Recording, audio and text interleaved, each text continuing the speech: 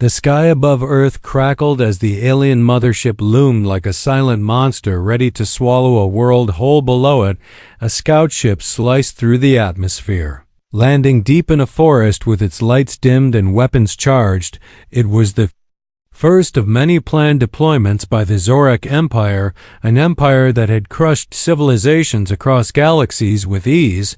But Earth was proving different, far too different for comfort. General Varnak stood tall in the command deck, his arms crossed. As he studied the live feed coming from the scout unit, the forest looked peaceful, too peaceful. His second-in-command whispered that the planet had no real defenses. No energy barriers, no orbital mines, just primitive buildings and unpredictable weather. The general nodded but said nothing, his eyes focused on the soldiers moving through the trees as silence wrapped around them.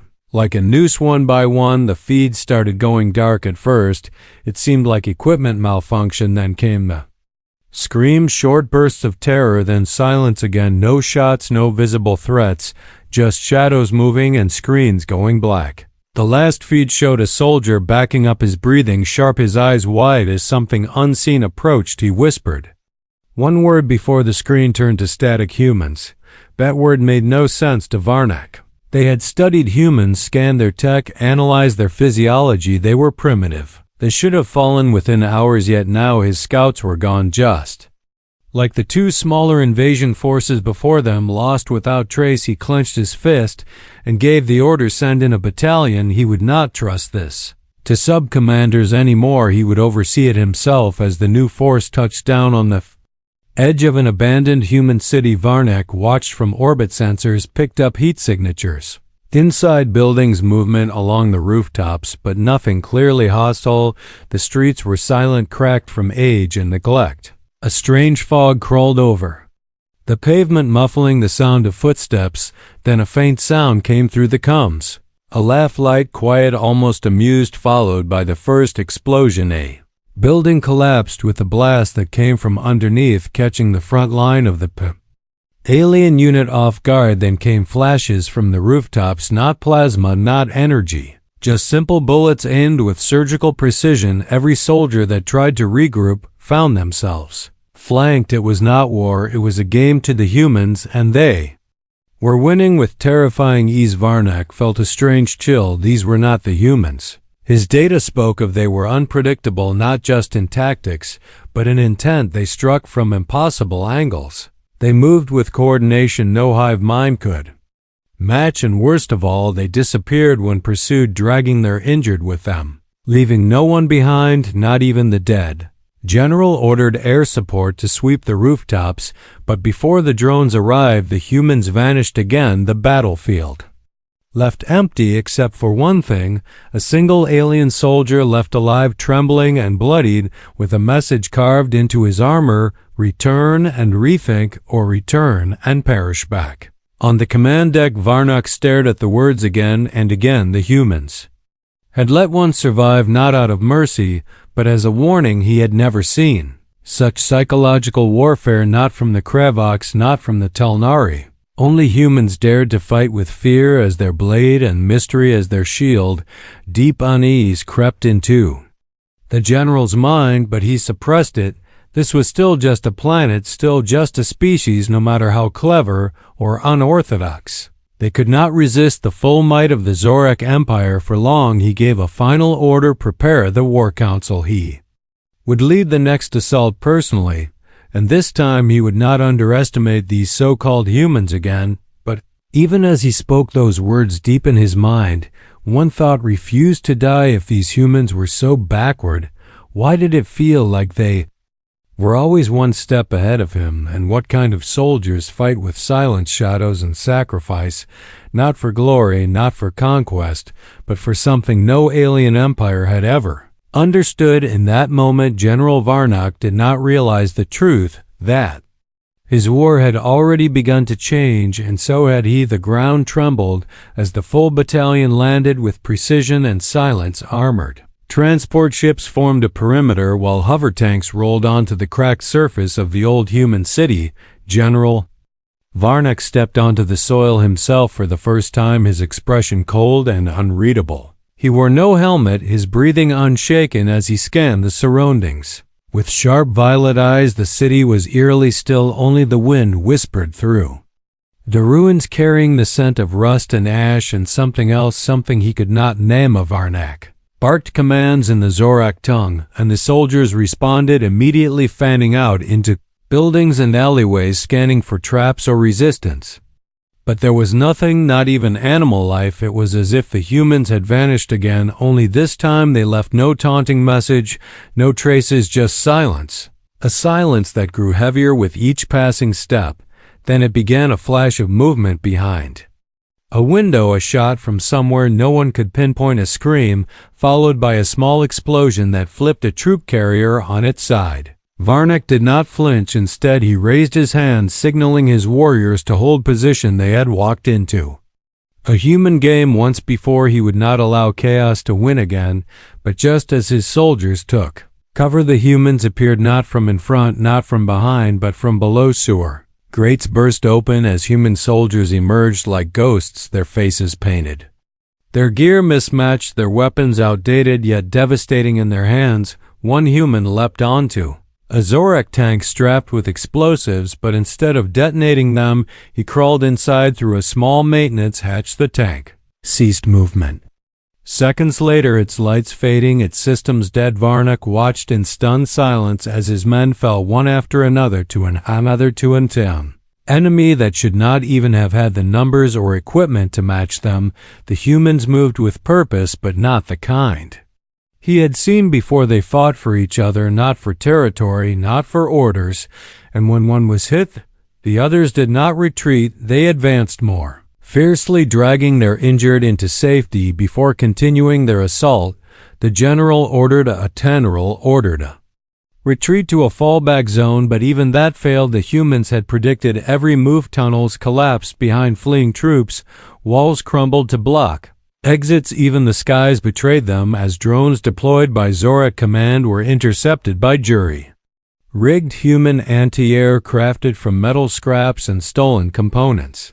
Varnak knew then that this was not resistance, this was domination by strategy and will. And then something happened that left him colder than any ambush. One of his officers, injured and cornered by a human squad, dropped his weapon and braced for execution, but the human soldier looked at him, eyes unreadable, and simply stepped back, signaling the officer to leave. The officer ran, not understanding why his life had been spared, but carrying the memory of that mercy back to Varnak. When the general confronted the returned officer, his voice was low and sharp, demanding answers. What did the human say? What was his message? But the officer only shook his head. He said nothing. He just looked at me as if I was not his enemy, as if I was lost and not worth killing. That moment cracked something inside Varnak. More than the weapons, more than the tactics, it was that single choice to let an enemy live that shattered the image of humans as mindless savages his empire had painted them as. Varnak walked away from the command tent that night alone, without guards, for the first time in decades, his thoughts circling like storms. How do you defeat a soldier who does not fight for orders or blood, but for something deeper? How do you break an enemy who spares your life even after you tried to destroy theirs? He did not yet have an answer, but he knew one thing for certain: if he underestimated these humans again, it would be the end of him and the empire he served. At sunrise, the general stood on a cliff, overlooking the destroyed city and the new battlefield where his forces would regroup behind him. War machines hummed and fresh units arrived, but he no longer felt the same confidence. These humans had become something else in his mind, not just opponents, not just obstacles, but a force that could not be reasoned with or predicted, and perhaps not even defeated. In that moment, as the wind rose and carried the smell of smoke and steel, Varnak whispered a truth he had refused to say until now: these human soldiers are unbelievable. Sun never truly rose over the battlefield, but a dull gray light bled across the sky like a wound refusing to close. General Varnak stood motionless on the ridge, his sharp gaze fixed on the narrow ravine that cut across the terrain like a scar. It was the perfect trap, natural walls on both sides, a single choke point and no escape. Once inside, this was where he would Draw the humans in and crush them with the full weight of the Zorak Empire, he ordered the ravine cleared and mined, the surrounding cliffs reinforced, and snipers placed along the high edges. It was textbook, it was flawless, and it would end the myth of human invincibility. The plan began at dusk when his scouts faked a retreat, leaving behind what appeared to be critical supply crates. They knew humans never left anyone or anything behind, and true to pattern, the humans arrived under cover of smoke and radio silence. 3 squads moved into the ravine, silently dragging the crates to safety, unaware of what waited for them above. Then Varnak gave the signal. The mines were detonated not to kill, but to trap the humans inside. The mouth of the ravine collapsed behind them. The snipers opened fire from both sides of the cliffs, while Zorak artillery began shelling from a distance. It was a wall of death, and no creature should have survived it. But the humans did not run, they did not scream, they did not even hesitate. They moved like water flowing where stone would break, climbing the sheer cliff faces with ropes and bare hands, using the very walls of the ravine against their enemies. Instead of becoming prey, they became the hunters. A sniper on the cliff was pulled down with a sudden yank of wire, his scream lost in the thunder of explosions. Another was found minutes later, his weapon taken, his helmet missing, a note carved into the rock beside him written in Zorak script said simply, "Wrong place, wrong time." Varnak watched in disbelief as his soldiers panicked. The humans had vanished into the cliffs, moving between shadows and stone as if the battlefield was theirs, and his army were trespassers' squads. Reported movement behind them, then above them, then beneath them. They were never sure from where the attack would come next, only that it would come swiftly and without mercy. One transmission made it through the chaos. A lieutenant crying into the comm saying they had cornered a human, and it was just a child, no more than 14 in human years, but he had killed 6 warriors with nothing but improvised traps and a stolen blade. The transmission cut off with a final gasp, followed by silence. Varnak descended into the chaos himself to find answers, walking through fire and ash while explosions rumbled. In the distance, his own men stared at him with hollow eyes. They were losing not just the fight, but their very will to fight. Something deeper was breaking inside them, the illusion of superiority, the belief in invincibility. He found a survivor collapsed behind a burnt vehicle, half conscious. The soldier looked up and whispered through cracked lips, "They do not fight like us, they do not even hate us, they fight like they know something we do." Note Varnak pulled him to his feet and helped him into a transport, then turned as another officer approached, pale with fear, holding something in shaking hands. It was a helmet, a human one, cracked and stained with blood, and inside was a small audio device. The general activated it and a voice played back, not in rage or arrogance, but calm and clear. "We do not want your worlds, we do not crave your surrender. We only protect what you cannot understand. We do not fight to destroy. We fight to endure. If you keep coming, you will learn this the hard way." Message ended, and Varnak stood in the smoke, surrounded by dying machines, broken warriors, and haunted echoes. His trap had become his lesson, and the humans had once again proven themselves not by overwhelming force, but by impossible resilience and unmatched will. Later that night, as fires still burned in the ravine, the general sat alone near the edge, looking down into the battlefield that was supposed to be his triumph. He did not sleep. He did not speak. He only thought of what the captured soldier had said earlier that day before escaping the cage. They had tried to hold him in. "You do not understand Earth's monsters because you think they are the ones who kill, but our monsters are the ones who choose to protect." The sky darkened with storm clouds as thunder growled above the broken earth, and General Varnak stood beneath it, soaked with rain but burning with questions. No textbook, no battle manual, no centuries of military conquest had prepared him for this kind of enemy. That humans refused to die, they refused to fear, they refused to fight like any species that Zorak had ever faced. He watched the flames crackle over the remains of his outposts, knowing full well that his soldiers were no longer certain of victory, and that uncertainty was spreading like a sickness. He summoned his engineers and demanded the deployment of advanced war drones. Airborne units, armored walkers, and sonic displacers, anything and everything in their arsenal, he would show these humans. What true power looked like, he would end their little rebellion with weapons forged in black holes and calibrated to crack mountains. This time there would be no traps, no clever ambushes, only raw, overwhelming fire. The machines came by the hundreds, descending like a swarm and lighting up the valleys with blue heat and mechanical screams.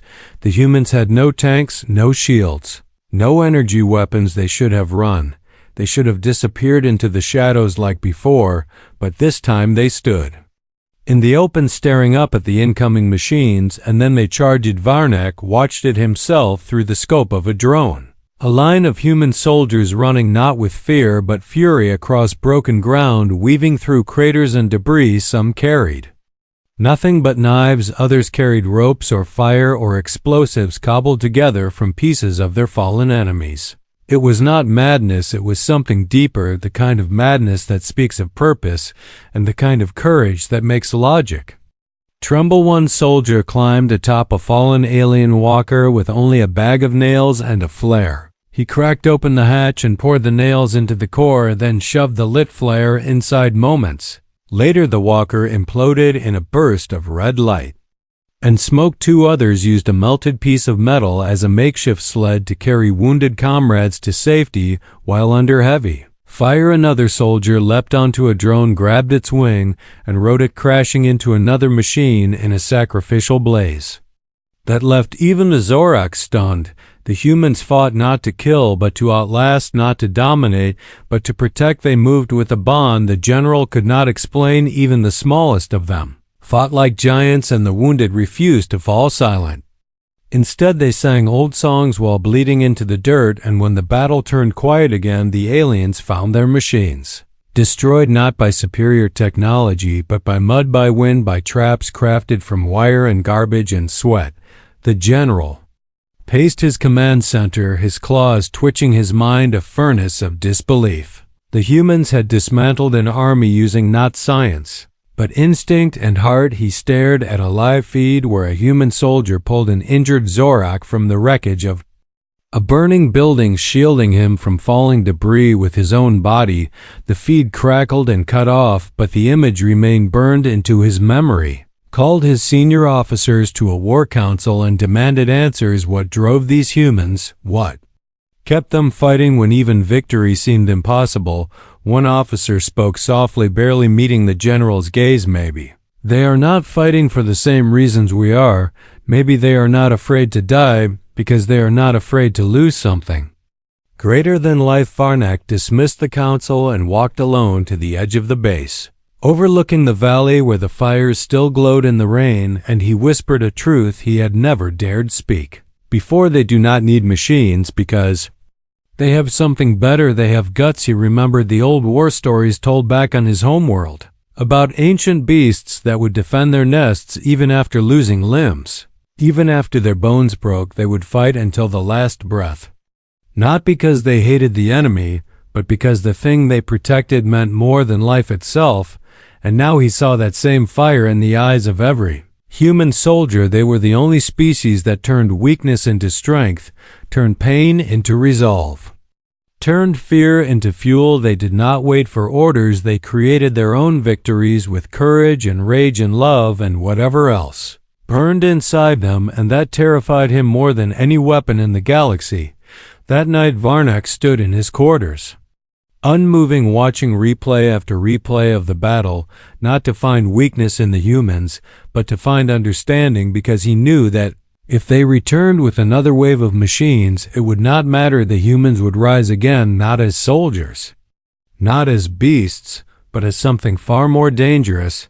The only question left now was how long he could pretend he had any control at all.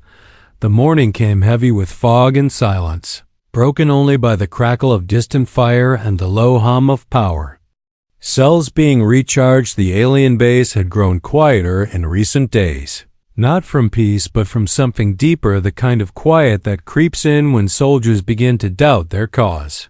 General Varnak knew this silence well. It was the same silence he had heard once on the ruins of a fallen world, a silence that comes before surrender. But this time it was not his enemies who were breaking it, was his own men. Reports came in of another failed ambush where Zarak troops outnumbered the humans 5-1, yet still lost, not because of superior firepower, not because of advanced gear, but because of one soldier, one human, who refused to fall, who refused to flee. He was seen moving through the battlefield like a shadow, not speaking, not stopping, and somehow always returning with more allies, with more fury each time. The soldiers had no name for him, so they simply called him the Ghost, not because he disappeared, but because he seemed to never die, and every time he was spotted, the Zorak lost. Another post, another vehicle, another layer of confidence. The general began to believe this human was not just skilled, but something more, a symbol, a living fire that kept their entire defense alive, determined to understand what made this ghost different.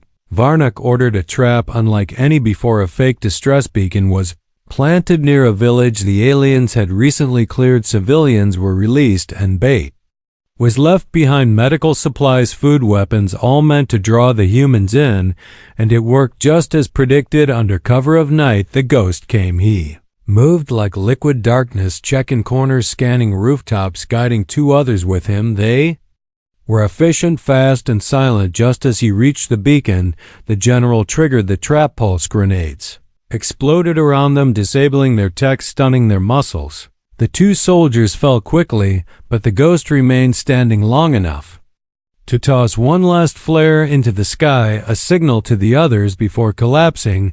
He awoke in a cage reinforced with energy fields and obsidian alloy. His wrists bound, his weapons gone, and yet his eyes never looked away when the general entered the room. The human sat upright, not defiant, not afraid, just calm, too calm.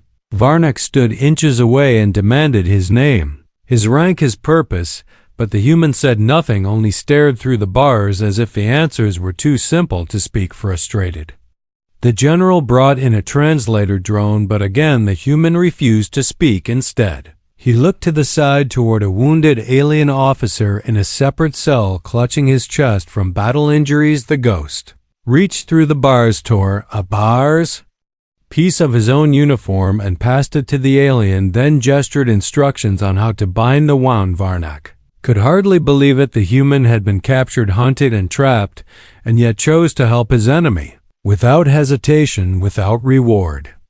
It was not a trick, it was something else, something the general still did not understand. So he asked again, not for information, not for advantage, but as a question that came from deep within. Why do you fight like this? Why do you care for each other more than you care for victory? The human finally spoke, his voice low and steady. Because we are not fighting a war, we are protecting what makes us human. The word struck harder than any weapon the general had ever faced, and for the first time he felt it. Not fear, not anger, but shame, the kind of shame that only comes when you see yourself through the eyes of someone who still believes in something greater.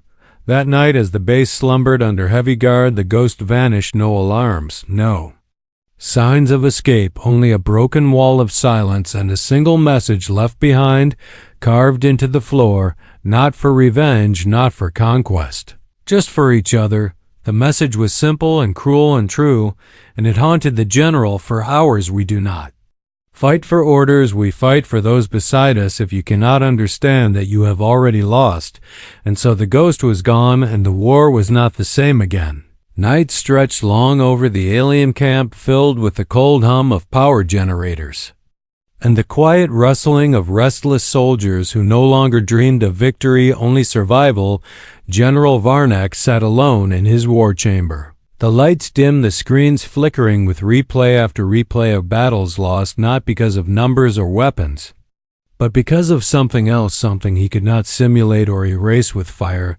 The ghost had vanished, but his presence still gripped the entire army like a memory that refused to fade. The human soldier who had no name, no voice for days had changed the course of everything. One man had become a symbol. One face had become the turning point of the war, and Varnak was beginning to see it clearly. The humans were not driven by domination, they were not fueled by hatred, they were pushed forward by something raw, something sacred that no empire could ever program into its troops, summoned the officers to the chamber and demanded that they watch a series of silent recordings. The humans dragging their wounded, the humans shielding alien civilians during crossfire, the humans singing quietly while preparing to charge into hopeless battles. One officer asked, "Why show this? What does it prove?" And the general turned to them slowly, his eyes sharper than they had ever seen. "It proves we do not understand the enemy. We do not even understand ourselves."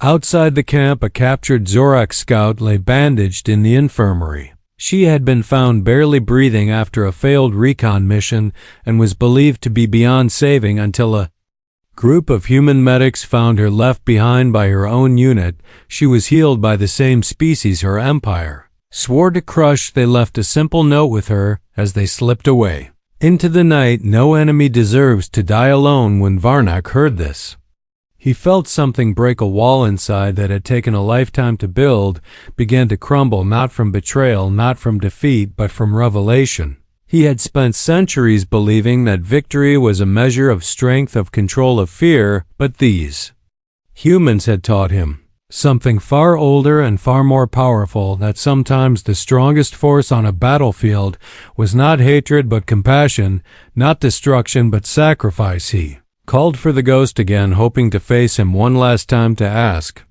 the question that burned inside every thought, but the human had disappeared into the forest, into the fog, into the myth, and in his place came someone unexpected, a young alien officer, thin and unsure, asking to speak in private. Varnak allowed it, and what followed would change everything. The officer spoke with a trembling voice of things he had seen: humans refusing to kill prisoners, humans using themselves as shields to save alien children, humans choosing mercy when vengeance would have been easier. He said he no longer believed in the empire, not because of weakness but because of truth. He wanted to defect not to the humans, but to the idea they carried, the idea that there was another way to live, another way to fight, one that did not demand the loss of yourself. Varnak dismissed him with a nod, but his heart thundered like never before, and for the first time he looked at his reflection in the polished metal of his blade and asked himself, not what have I done, but what have I become? As the sun rose over the broken hills, the humans advanced once more, but they did not come in rage or silence. This time they marched openly, carrying supplies, not weapons, helping civilians, not seeking blood. They walked through the ruins side by side with other species and left messages behind to those who still listened. We do not want to conquer, we want to be understood.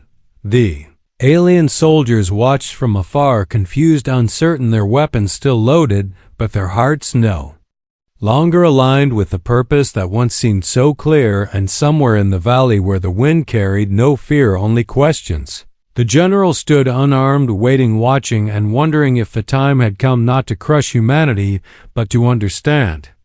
If the valley was quiet as the last stars faded from the sky, and morning crept slowly across the land, not with glory or fire, but with the heavy breath of something sacred.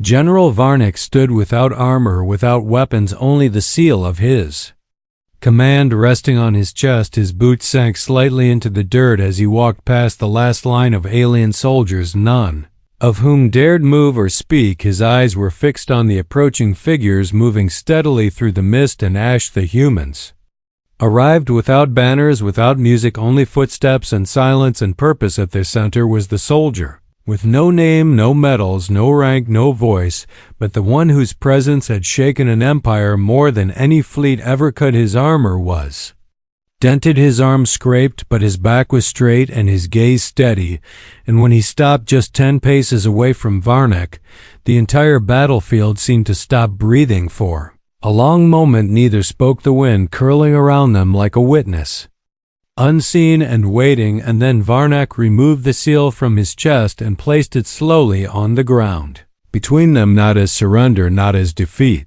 but as understanding, as a recognition that something had changed within him and could never return to what it once was. He raised his hand in the ancient Zorak salute, a gesture reserved for equals, not enemies, and the human did nothing in return at first, simply watching with eyes that held the weight of every life, saved every comrade, lost every sacrifice made. Then at last the human stepped forward and picked up the seal, not to keep it, but to hand it back, and as he did, he spoke only one sentence: "You could still become one of us." That sentence sung in the air like thunder without a storm.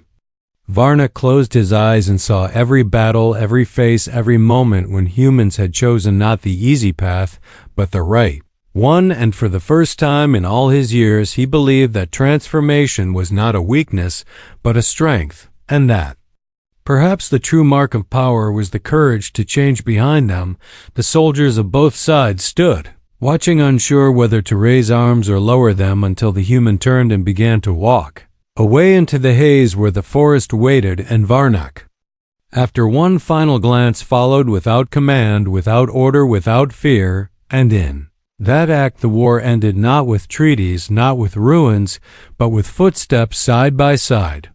Weeks later the galaxy would speak of what happened on Earth. Some would call it a miracle, others would call it madness, but those who were there would know the truth, that an empire cracked not because of weapons or betrayal, but because it looked into the eyes of a human and saw something it had never understood: a soldier who fought not for glory or hatred or conquest, but for the soul of what could be built after the fire died down. Peace came not all at once, but in pieces, hard-earned and fragile and precious. Alien factions, once enemies, began to speak not through weapons, but through shared memory, and in time Earth became a symbol not of victory, but of balance, of fierce compassion and impossible endurance, and among the humans the story of the ghost lived on, not as a legend, but as a reminder that the smallest act of mercy could change the fate of 1,000 stars. Varnak returned to his homeworld not as a general,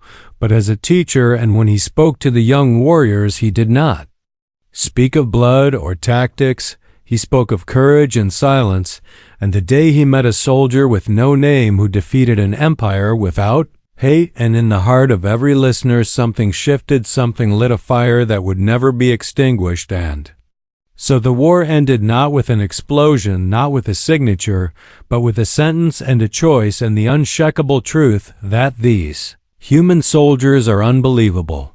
The wind moved gently through the tall grass as if carrying whispers from every soul that had once stood on this battlefield. The sky was painted in soft orange and gold, and in the quiet distance stood the ghost, the nameless human who had never sought glory, yet changed the fate of an empire. He stood alone at the edge of the valley, where the war had once burned hot and fierce, but now peace settled like an ancient dream awakened after centuries of sleep. Behind him stood General Varnak, no longer draped in the cold metal of war, but in the silence of a warrior who had laid down his pride. His eyes watched the human with something deeper than respect. It was awe, a feeling rare in those who once believed they ruled the stars.